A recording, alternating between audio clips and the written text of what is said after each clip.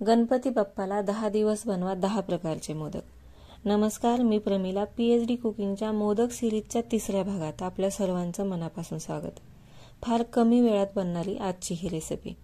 त्यासाठी मी वापरलेला आहे 2 कप डेसिकेटेड कोकोनट पावडर. ती तुम्ही मार्केटमधून विकत आणा किंवा तुम्ही घरी पण बनवू शकता.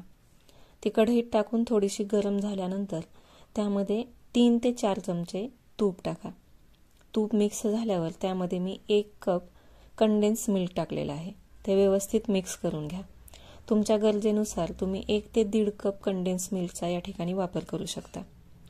त्यानंतर त्यात मी 1 कप दूध टाकलेलं आहे, कारण की ह्या सर्व मिश्रणाला कन्सिस्टन्सी चांगली यावी म्हणून. जरासा घट्टपणा आला की गॅस बंद करा.